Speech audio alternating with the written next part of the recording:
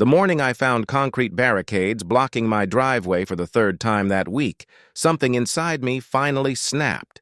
December in Colorado is cold enough to make your bones ache, but that morning, it wasn't the frost biting at me. It was anger. I stepped outside in my bathrobe, steam rising from an abandoned coffee mug on the porch rail, phone pressed to my ear. Across the driveway stood 3 massive concrete blocks, positioned like prison walls, perfectly aligned, perfectly cruel. The kind of move that tells you this isn't an accident. It's a message. I called my old army buddy, Frank. When he picked up, I didn't waste words. "I need something permanently immovable," I said. 5 words that would change everything. For 20 years, I'd moved tanks and artillery for Uncle Sam. Now, I was standing in front of my own home, a freshly bought corner lot in Willowbrook Estates, watching my suburban dream turn into a battlefield. 6 months earlier, I'd thought I was starting a peaceful new chapter. 52 years old, newly divorced, half my savings gone, and ready for quiet. But peace is fragile, and sometimes it's guarded by monsters wearing HOA badges. Her name was Delilah Thornberry, and she was the kind of HOA president who made small power feel like divine right.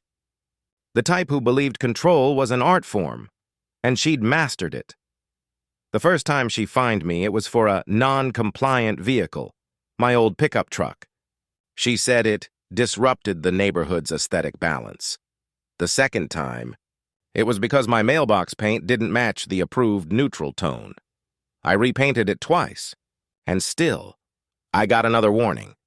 And now, 3 concrete barriers across my driveway. Not a note, not a call, just concrete, the metallic scent of wet cement mixed with diesel fumes cutting through the crisp air. My heart pounded. I took photos, angles, timestamps, close-ups. I'd learned long ago, document everything. I texted Frank the pictures. He called back instantly. "You think it's her?" "I know it's her," I said. Delilah had been on a crusade since the day I moved in. To her, I wasn't a neighbor, I was a blemish. A divorced veteran with a truck and a circular driveway that apparently didn't fit her vision of residential harmony. How many others had she gone after before me? More than you'd think. The Garcias had been fined for their vegetable garden, non-approved.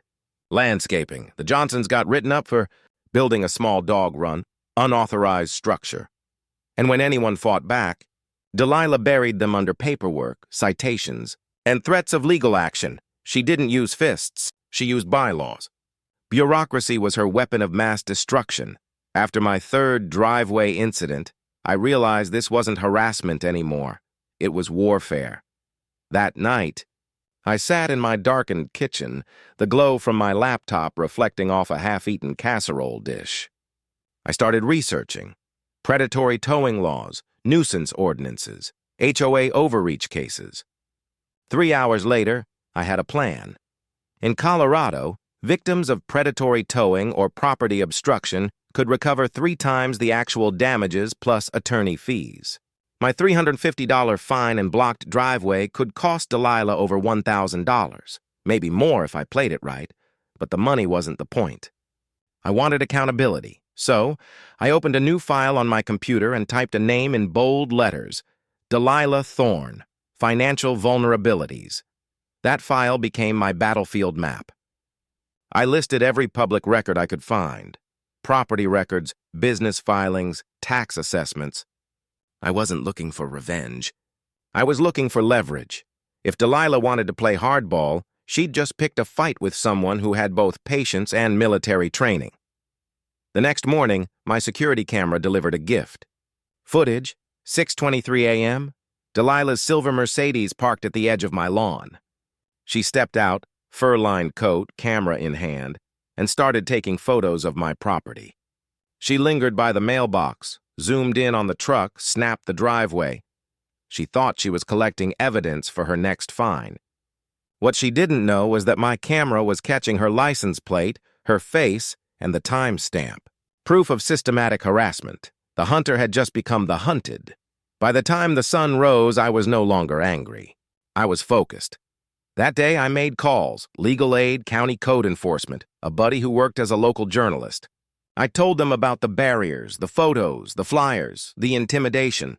Nobody said it out loud, but I could hear it in their tone. This wasn't the first time Delilah had crossed the line. 2 days later, she escalated. I opened my mailbox at 7 a.m. and found a glossy flyer, full color, professionally printed, folded perfectly. Across the top, in bold red letters, "Protect our community, the truth about commercial operations in Willowbrook Estates." Underneath was a photo of my house, then another, my truck shot from an angle that made it look like a fleet vehicle.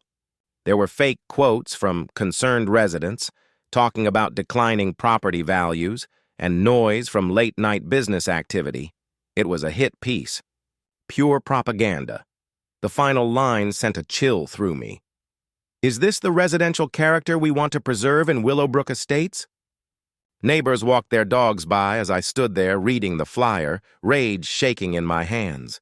She had weaponized her real estate marketing skills to smear me. Turn my life into a political pamphlet. That's when Frank showed up, still in his coat, silver hair glinting in the morning light, coffee in one hand, flyer in the other. "This crosses every legal line," he said quietly.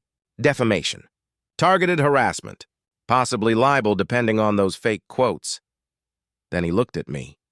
Really looked at me. "You're not just her target, Marcus. You're her test case." And that's when I knew Delilah Thorne wasn't going to stop until I was broken, humiliated, or gone. But she'd underestimated one thing. I don't lose wars. So I smiled, walked back into my house, and opened that computer file again. I typed one new line under her name, Phase 1, Psychological Counterstrike. And that's where the real war began. When I hit print on that first batch of flyers, my hands shook, not from fear, but from controlled adrenaline. Not mine, though. Hers. The glossy paper that had arrived, in every mailbox in Willowbrook Estates, wasn't random harassment. It was deliberate psychological warfare. Delilah Thorne had declared a neighborhood war. She didn't need soldiers. She had fonts, filters, and a mailing list. By noon that day, everyone on our street had seen the headline, "Protect Our Community, the truth about commercial operations in Willowbrook Estates." I walked down my driveway, each step crunching through the frost, each heartbeat pounding in my ears. All around me, doors opened.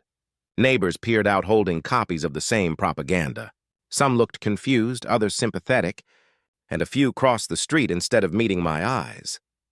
Delilah had turned my life into her morning entertainment. The layout was professional. She'd clearly used her real estate design connections.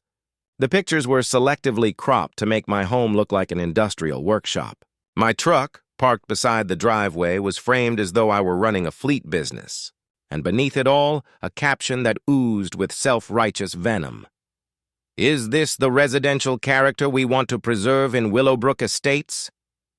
Every paragraph was designed to humiliate, every fake quote crafted to pit the neighborhood against me. But what Delilah didn't realize was that her little publicity stunt had crossed several legal lines. Frank arrived not long after. He didn't bother with pleasantries, just handed me a second copy of the flyer, one marked with red notes and sticky tabs. "This isn't just petty harassment anymore," he said. "This is defamation, targeted misrepresentation, and potentially libel. If she distributed this using HOA funds, it's fraud, too." His calmness was unnerving, the calm of a man loading ammunition one round at a time. "She's trying to isolate you," he continued. "Make you look unstable, get neighbors to vote you into silence. But she miscalculated something fundamental." I raised an eyebrow. "What's that?" He smiled thinly. "You've been in actual wars. She's only seen them on Facebook." That made me laugh, the first time I'd laughed in days. That night, I scanned the flyer into my computer, filed it under evidence, and started mapping my counterstrike. Delilah had used perception as her weapon, so I decided to use truth as mine. I created a new document, Operation Transparency. The plan was simple, not to attack, but to reveal. I reached out to every neighbor she'd ever targeted. The Garcias, the Johnsons, the old couple down the block who'd been fined for wind chimes. I asked them one question. What did she do to you? It was like turning on a light in a dark room. Stories poured out. Gardens ripped out for being unapproved. Vegetation, children's bikes confiscated as safety hazards. One family even had to repaint their front door because the shade of blue wasn't on her authorized palette. It was psychological. Warfare masquerading as community standards. By the end of the week, I had 13 written statements, 7 photos, and 1 recorded voicemail of Delilah threatening a resident with legal action over a lawn gnome. I sent it all to Frank. His reply came within minutes. "Marcus, this is a gold mine. We'll build a case around this. But before we file anything, let's make her sweat." And that's when Phase 2 began. The next morning, I placed a call to a contact I hadn't spoken to in years. Tom Hanley, a freelance journalist who covered suburban scandals for a local news blog. Tom loved stories like this, ordinary people standing up to petty tyrants. I sent him everything, the photos, the flyers, the testimonies. His response, "This is front-page gold. Give me a week." Meanwhile, Delilah was doubling down. She started parking across from my house every few mornings, phone in hand, taking photos under the pretense of code enforcement documentation. Sometimes she'd bring another board member along, a quiet man named Peter, who looked like he wanted to be anywhere else. They'd whisper, point, jot notes, then drive off. But what they didn't know was that I'd installed 2 additional cameras, one on the porch, another disguised inside a birdhouse. Both caught every visit, every flash of her camera, every smug glance toward my house. Each timestamp added another layer to my growing case. And then, one morning I caught her making a mistake. The footage showed her slipping a letter into my mailbox herself. That was a federal offense, tampering with private mail. I didn't confront her. Not yet. I wanted her to keep digging. Days later, new flyers appeared, this time with a committee name at the bottom, paid for by the Willowbrook Community Preservation Committee. Except when I checked county records, there was no such committee. It was a ghost organization, a front she'd invented to give her lies legitimacy. Frank's reaction was immediate. "This is it. False representation, fraudulent publication, potential mail fraud if she distributed through HOA channels. She's hung herself." Still, I waited, because I knew something about warfare. Timing wins battles. Instead of confronting her publicly, I started hosting quiet conversations. I invited neighbors for coffee, helped Maria Santos's father, a fellow veteran, fix his fence, waved to families Delilah had ignored. Slowly, the whispers shifted. Maybe Delilah went too far. Maybe Marcus isn't the bad guy after all. One evening, as the sun bled gold across the cul-de-sac, Maria dropped by with her father. They handed me a small envelope, a handwritten note signed by 15 residents. We, the undersigned, no longer recognize Delilah Thorne as representative of our community's interests. 15 signatures. That was the majority of the HOA board's voting base, and I hadn't asked for a single one. It wasn't revenge anymore. It was justice. The next morning, I saw Delilah's car stop at the end of my driveway. She got out clutching a stack of new flyers. When she saw me standing there, calm, coffee in hand, phone recording in plain sight, she froze, her lips pressed into a thin smile. "You're making this harder than it has to be, Marcus." I smiled back. So were the Soviets once. She didn't understand, but she felt the shift, the change in power. That night, Tom's article went live. When the HOA turns hostile, the suburban tyranny of Willowbrook Estates. By morning, the neighborhood was buzzing. Comments flooded the page. People from other states sharing their own HOA horror stories. Local news reached out for interviews. Delilah tried to deny it all, calling the story slanderous misinformation. But the evidence, her own flyers, photos, timestamps, told the truth. Frank drafted the legal complaint. I notarized the witness statements, and by Friday, the board called an emergency meeting. Delilah walked in, confident as ever. But when she looked around and saw how few faces smiled back, her confidence cracked. The tide had turned, but this was only the beginning. Because in warfare, especially suburban warfare, the real victory isn't public. Humiliation. It's when the enemy realizes they've already lost control. And as I watched her tremble behind that polished podium, I knew she was about to find out what permanently immovable really meant. If Delilah Thorne thought that public humiliation would stop me, she had no idea what kind of man she'd picked a fight with. In the Army, we had a saying, "You can't win a war if you don't understand your terrain," and my terrain wasn't just asphalt and evergreens anymore. It was an HOA battlefield made of bylaws, emails, and board minutes. The moment the article about Willowbrook's suburban tyranny went viral, the neighborhood dynamic changed overnight. The same people who used to cross the street to avoid me now stopped to shake my hand. Someone even dropped off a plate of cookies with a note that read, "We're with you." But Delilah wasn't done. Tyrants never surrender. They regroup. The next HOA board meeting was chaos. She arrived with her signature red folder, the one she used to carry citations like they were royal decrees. Her hair was immaculate, her voice steady, but her eyes were frantic. "Neighbors," she began, "there's been a terrible misunderstanding perpetuated by a malicious smear campaign against this board." I stood quietly in the back, arms crossed, recording everything. "This neighborhood," she continued, "was built on respect, standards, and integrity. What's happening now is an attempt to destroy the harmony we've built." Frank, sitting beside me, leaned in and whispered, "You hear that? That's fear dressed as professionalism." When she finished her speech, I raised my hand. "Madam President," I said evenly, "since you mentioned harmony, could you explain why our HOA funds were used to print and distribute defamatory flyers under a non-existent committee name?" The room went dead silent. You could almost hear her mascara flinch. That's absurd," she stammered. "The committee exists. It's an outreach initiative." "Then perhaps you can provide the registration documents," Frank interrupted, holding up his phone with the county database open.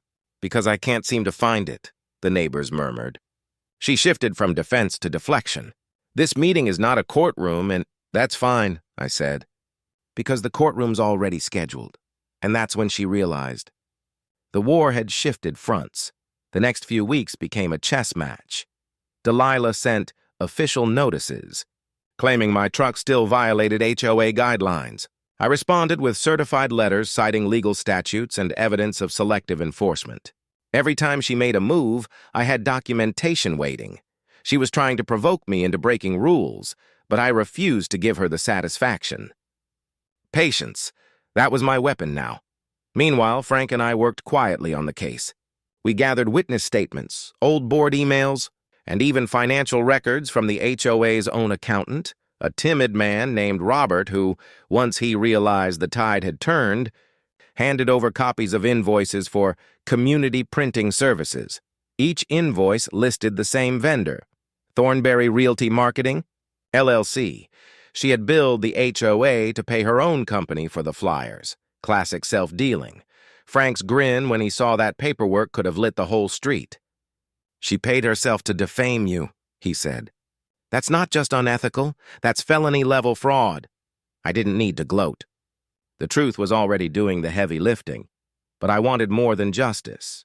I wanted permanence. Something she couldn't erase with another speech or letter. That's when the idea came to me. It started with a memory. The day those concrete barriers blocked my driveway.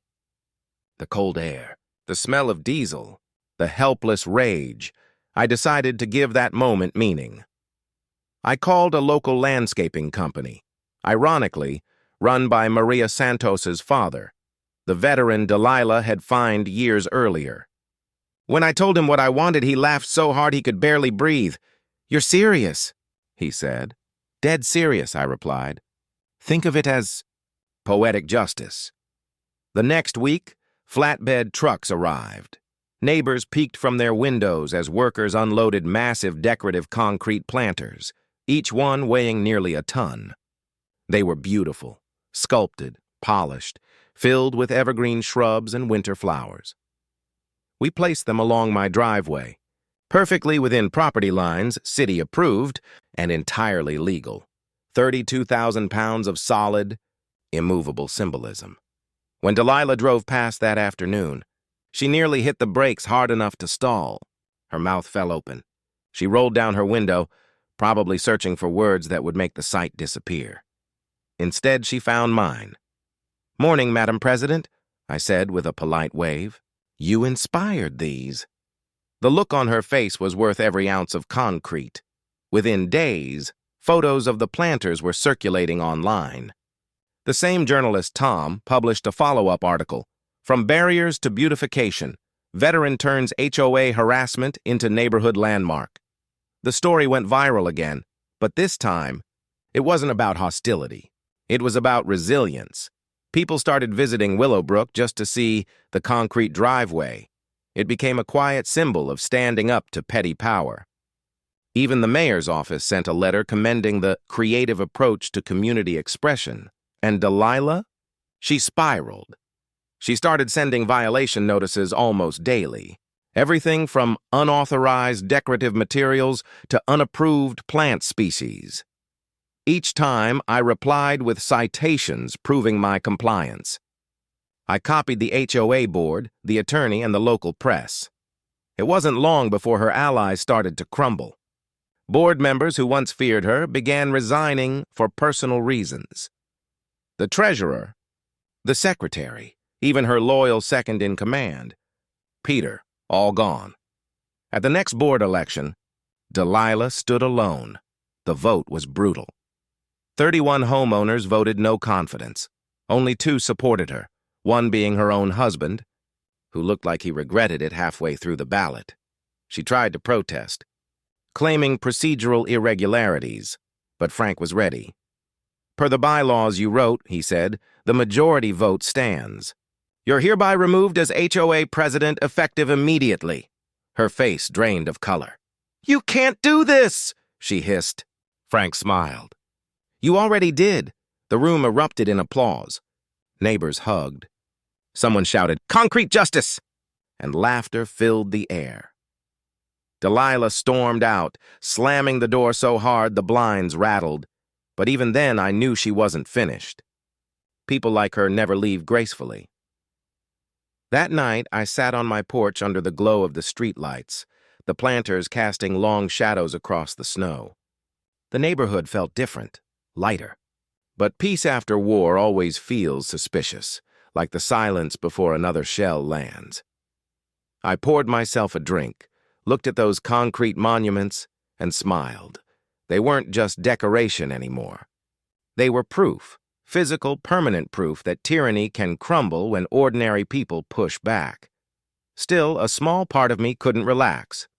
Because I'd seen her type before, cornered, desperate, unpredictable, and I was right to worry. 2 nights later, I woke up to the sound of footsteps outside. The security camera alert pinged my phone. There she was, Delilah under the flicker of the street lamp, standing beside the nearest concrete planter. Her breath came in frantic clouds as she raised something in her hand, a hammer. The moment I saw her on that camera feed, every instinct I'd buried since my Army days came roaring back. That stance, that twitch of adrenaline, that razor-edged calm before chaos, it was muscle memory. Delilah Thorne stood in my driveway at 2:14 a.m., clutching a hammer and muttering something I couldn't hear. The security floodlights kicked on, illuminating her like a ghost caught in a spotlight. For a long second, she didn't move. Then she swung. The hammer cracked against the side of the concrete planter, sparks flying as metal met stone. She swung again, and again. The sound echoed through the stillness like a slow-motion gunshot. I didn't call 911 right away. No, I hit record. If Delilah wanted to wage psychological warfare, she'd just handed me the nuclear launch codes. After 45 seconds of failed destruction, she dropped the hammer, breathing hard. Her eyes darted around, wide and frantic, as if realizing she'd been caught by her own paranoia. Then she bolted, stumbling toward her car, tires screeching as she fled into the night. By sunrise, that footage was backed up on 3 hard drives and sitting in Frank's inbox. "This," he said later that morning, sipping coffee in my kitchen, "isn't harassment anymore. It's vandalism, trespassing, and mental instability wrapped into one." I nodded. So we file charges? Oh, we do more than that, he said with a grin. We build the kind of case that ends her HOA career permanently. By noon, I'd contacted the sheriff's department. 2 deputies arrived, reviewed the footage, and filed an official report. They recognized her instantly. Mrs. Thornberry? One of them asked, raising an eyebrow. We've had complaints about her before. Noise violations, petty disputes, even a call about her yelling at a mail carrier. The deputy chuckled darkly. Guess karma's finally catching up. When Delilah opened her front door that afternoon, the entire street was watching. The deputies spoke calmly, asked her to step outside. She looked around, realizing every curtain in Willowbrook had turned into an audience. She started crying, a performance, half fury and half fear, as the officers escorted her to the patrol car. No handcuffs. Just humiliation, and honestly, that was better because people like her feed on power. Taking that power away publicly? That's the real punishment. For the first time in months, Willowbrook felt quiet, peaceful. Kids played again. Neighbors waved without hesitation, but I wasn't celebrating yet. Frank was cautious. People like Delilah don't disappear, Marcus. They regroup. And when they come back, it's messy. He was right. 2 days later, a thick envelope arrived in my mailbox. Delilah Thornberry versus Marcus Rivera. Civil complaint for defamation and emotional distress. She'd hired an attorney and was claiming my campaign of lies had caused her irreparable psychological harm. Frank laughed. So hard he nearly spilled his drink. She's suing you. For exposing her crimes, I smiled. Then let's show the court her definition of distress. The courtroom was small, fluorescent lit, and reeked faintly of old carpet cleaner. Delilah sat across from me in an expensive beige suit that probably cost more than her dignity.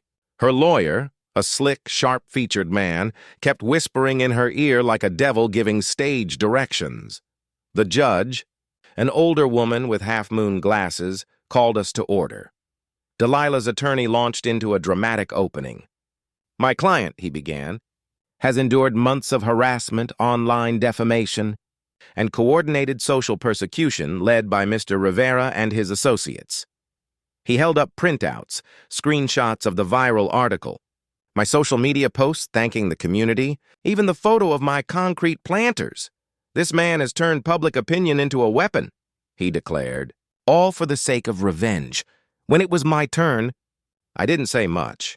Frank simply played the security footage, the one of Delilah swinging that hammer under the floodlights. The courtroom went dead silent. Even her lawyer froze mid-sentence, his jaw tightening as her own actions filled the screen. When the video ended, the judge leaned forward, resting her chin on her hands. Mrs. Thornberry, she said slowly, do you recognize yourself in this footage? Delilah's voice trembled. That's been taken out of context. I was out of context? The judge interrupted. You're vandalizing your neighbor's property at 2 a.m. with a hammer. You could feel the air leave the room. By the time the session ended, the lawsuit had been dismissed with prejudice, meaning she couldn't file again. Frank leaned over and whispered, Game over. I almost felt sorry for her, almost. After that, Delilah vanished from public view. Her house went up for sale within weeks. Motivated seller, the listing said. But gossip travels faster than moving trucks. Word spread that she'd been quietly forced out of the real estate company she'd once managed. Her license under review. Her reputation annihilated. The same local paper that had once quoted her glowing HOA statements now ran a story titled, Former HOA President Faces Legal Troubles After Viral Scandal. Poetic justice rarely comes with this kind of precision. I watched the moving van pull away one early spring morning. She stood on her porch for a moment, looking at the neighborhood she once ruled. Her eyes drifted toward my driveway, the same concrete planters still standing tall, decorated now with tulips and small American flags. For a second, I thought she might wave.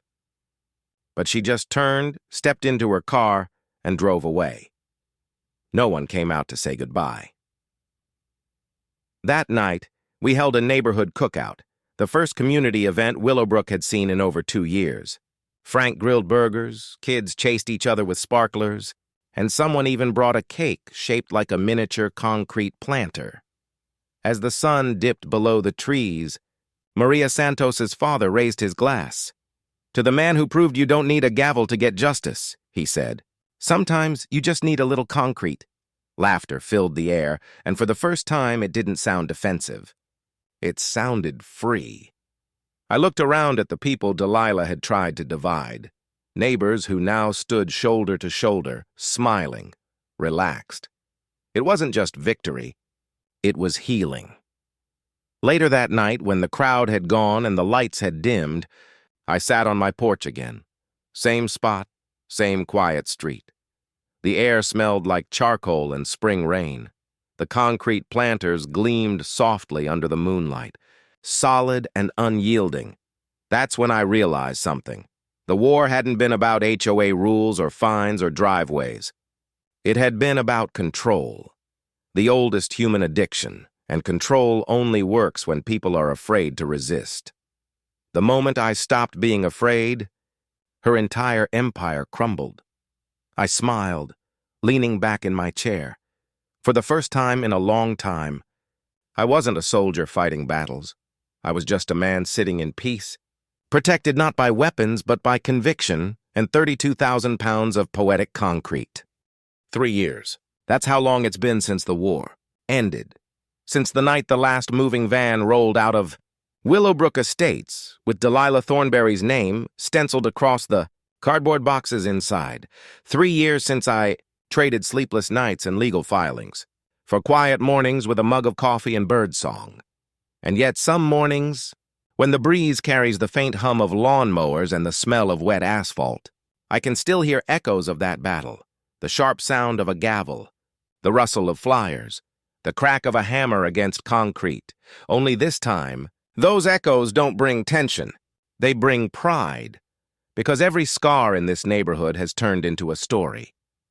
I remember the first time I realized Willowbrook was finally free. It was a warm Saturday morning, the kind where sunlight filters through the trees like spilled honey.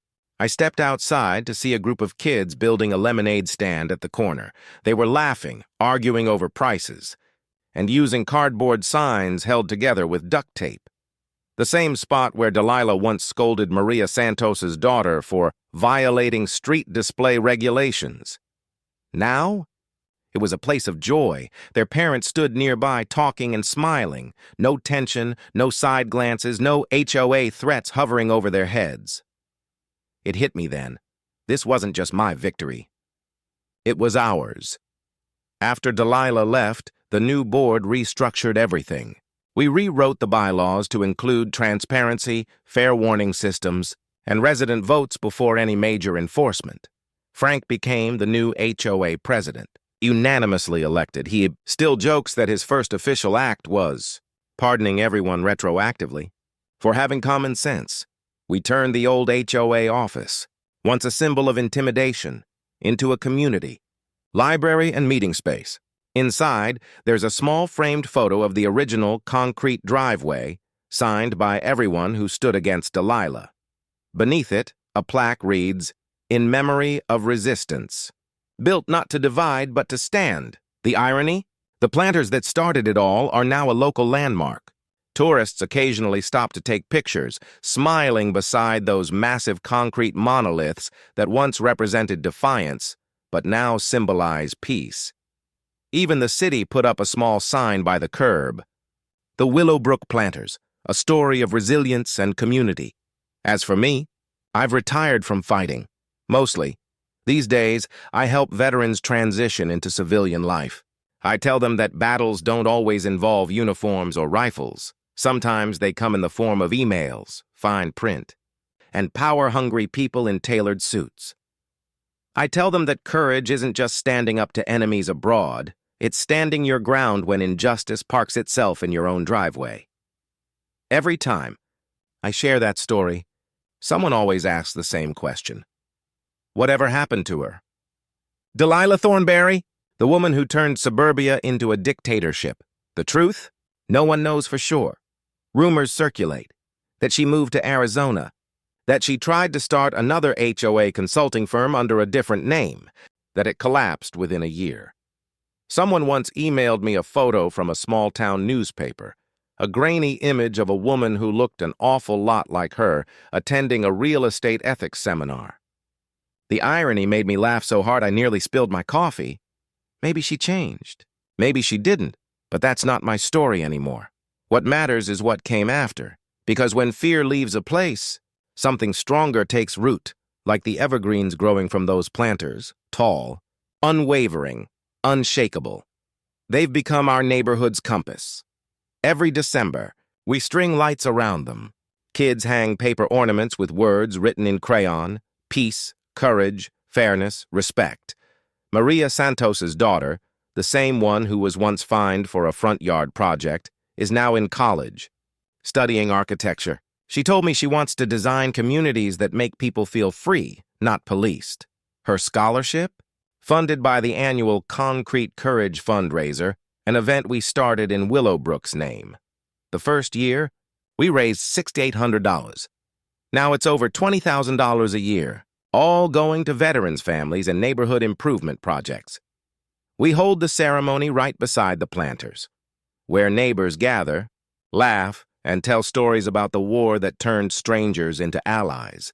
Sometimes, at dusk, I sit on that same porch where everything started, the spot where I once stood in my bathrobe, staring at concrete barriers and feeling utterly powerless. Now, I see those same blocks in a different light. They don't represent obstruction anymore. They represent endurance. The sun dips low, shadows stretch long, and the golden glow paints the concrete in a soft, forgiving color. And in those moments I realize the war might have been ugly, but the lesson was beautiful. Delilah taught me something. She never meant to. She showed me that bullies only have the power we hand them, that bureaucracy without empathy is just tyranny in a business suit, and that sometimes the only way to stop something immovable is to become even more immovable yourself. Last week, a new family moved into Delilah's old house, the Thompsons. Nice people, 2 kids, a golden retriever. The father, while unloading boxes, waved and said, "You must be the guy with the famous driveway." I laughed. That's what they tell me. He looked at the planters and smiled. They're beautiful. Did you have them made just for the look? I paused, remembering every battle, every fine, every sleepless night, and the long road that turned concrete into a symbol. Yeah, I said finally, for the look, but mostly for the lesson. The neighborhood quiets as the evening settles in. Porch lights flicker to life, laughter echoes from down the street, and somewhere a wind chime sings softly in the breeze. I sip my coffee, watching as the lights shimmer across those heavy, enduring planters, monuments not to defiance anymore, but to peace earned the hard way. I think about how strange it is, how something meant to block my way ended up clearing a path for everyone else. Willowbrook isn't perfect. No place ever is, but it's ours now. Truly ours, and that's enough. My name's Marcus Rivera. I'm a veteran, a neighbor, and a man who learned that justice sometimes comes not from courts or committees, but from courage and concrete. So if your HOA ever tries to bully you, remember this story. You don't need to shout. You don't need to break laws. You just need to stand your ground. And make sure your foundation, like mine, is unshakable, because the only thing stronger than concrete is community. Thank you for tuning in to HOA Story Files, where justice gets poured one driveway at a time. If you enjoyed this story, hit that like button, share your thoughts below, and subscribe for more real-life HOA wars, wild neighborhood dramas, and satisfying revenge tales every week.